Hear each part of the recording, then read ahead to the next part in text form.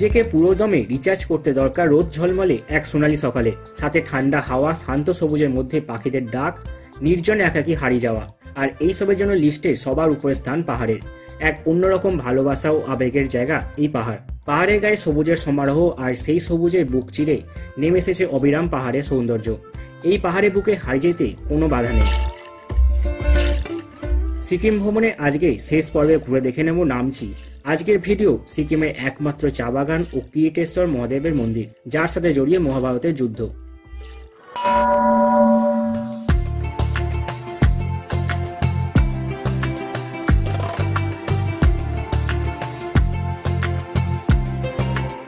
Good morning. আজকে হচ্ছে রাবাংলাতে last দিন। আজকে আমাদের এই পেলিং রাবাংলা ট্রিপের লাস্ট দিন। আর সকাল সকালে বেরিয়ে পড়েছিলাম 7:30 নাগাদ রাবাংলা থেকে। এখন আমরা যাচ্ছি হচ্ছে টেমি টি গার্ডেনের দিকে। তবে আমাদের আগের যে গাড়ি ছিল সেই গাড়ি রাস্তা ভুল করে চলে গেছিলো পেলিংয়ের দিকে, তো তাদের জন্য এখানে ওয়েট করছি।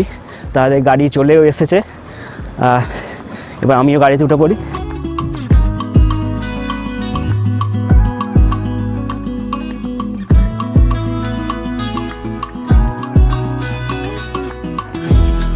রাবাংলা থেকে নামচি যাওয়ার রাস্তা খুবই সুন্দর, বেশ উপভোগ করার মতো।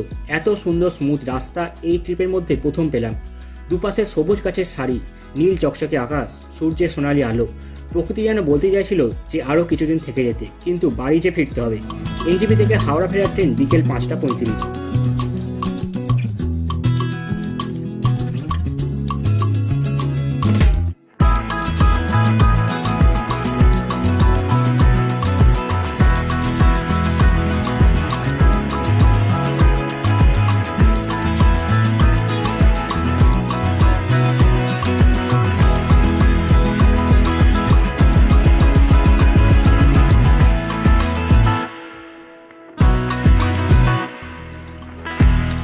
রাবাংলা থেকে মাত্র 30 মিনিটের মধ্যে চলে এলাম সিকিমের একমাত্র চা বাগান টেমি টি গার্ডেন।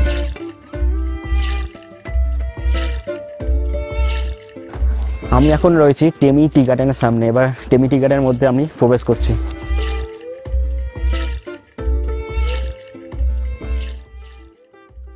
টেমি টি গার্ডেনে প্রবেশ করতে প্রবেশ মূল্য হচ্ছে মাথা পিছু 30 টাকা। একপাশে উঁকি দিচ্ছে কাঞ্চনজঙ্ঘা, আর পাহাড়ের ঢাল বেয়ে নেমে গিয়েছে সবুজ চা বাগান। যতদূর চোখ যায় শুধুই সবুজ। প্রিয়জনের সঙ্গে প্রকৃতি কোলে কিছুটা সময় একান্তে কাটানোর সেরা ঠিকানা টেমি চা বাগান। একদমই পলিউশন ফ্রি, শান্ত এই জায়গা। এখানে আশেপাশে বেশ কিছু হোমস্টে রয়েছে। একদিন এখানে থেকে সুন্দর সূর্যোদয়ের সাক্ষী থাকতে পারেন।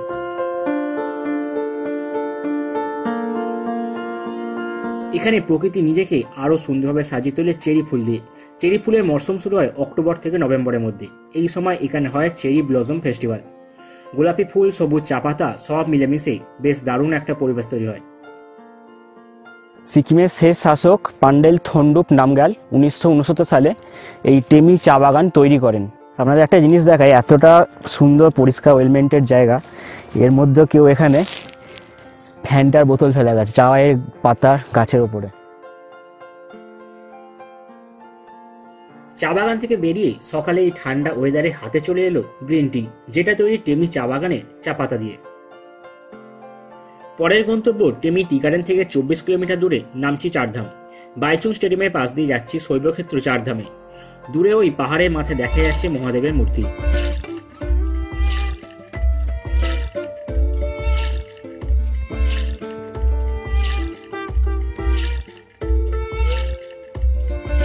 একদম সামনেই রয়েছে টিকিট কাউন্টার। বড়দের ক্ষেত্রে প্রবেশ মূল্য 50 টাকা। ভিতরে প্রবেশ করতে সামনেই দেখতে পাবেন এখানে রেপ্লিকা। মন্দিরে প্রবেশ করার আগে এখানে আপনাকে জুতো খুলে রেখে যেতে হবে। আর পাশে অনেক দোকান রয়েছে যেখান থেকে আপনি ডালা কিনে মহাদেবের পুজো দিতে পারবেন। সমুদ্রপৃষ্ঠ থেকে 5500 ফুট উচ্চতায় 7 একর জায়গা জুড়ে নির্মাণ হয়েছে সিদ্ধেশ্বর ধাম, যা মানুষজনের কাছে পরিচিত নামচি চারধাম নামে। উত্তর ভারতের বদ্রীনাথ, দক্ষিণ ভারতের রামেশ্বরম, দক্ষিণ পূর্ব ভারতের জগন্নাথ ধাম ও পশ্চিম ভারতের দ্বারকা ধাম দর্শন করার আগে সর্বপ্রথম দর্শন করুন কিরিটেশ্বর মহাদেবের। হিন্দু বিশ্বাস অনুসারে অর্জুনের কঠোর তপস্যা ও ভক্তিতে সন্তুষ্ট হয়ে ভগবান শিব তাঁর সামনে শিকারী বেশে উপস্থিত হন। শিব অগ্নিকুণ্ডে সতীকে হারানোর পরে নির্জনে চলে যান। এবং এরপর সিকিমের জঙ্গলে শিকারী হন। আর এখানে কিরিটেশ্বর শিবের 18 ফুট উচ্চতার একটি মূর্তিও রয়েছে। এরপর একে একে দর্শন করে নিন চারধাম। সামনেই রয়েছে মহাদেবের বিশালাকার 33 মিটার উঁচু মূর্তি, আর এই মূর্তি ঘিরে রয়েছে 12 জ্যোতির্লিঙ্গ। সামনে রয়েছে বেশ বড় নন্দী স্থান।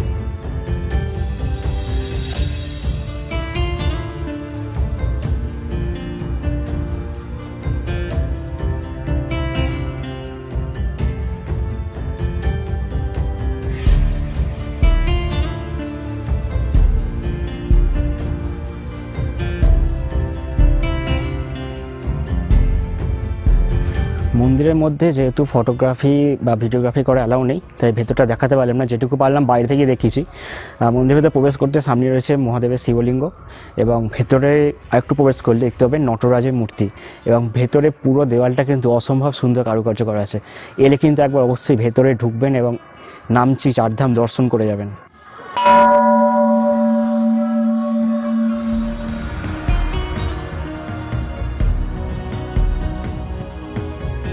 মন্দিরের মহাপ্রসাদ পেতে হলে আপনি এখান থেকে সংগ্রহ করতে পারেন। আজ ভিডিও এই পর্যন্তই। ভালো লাগলে চ্যানেলটি অবশ্যই সাবস্ক্রাইব করে পাশে থাকবেন। ধন্যবাদ।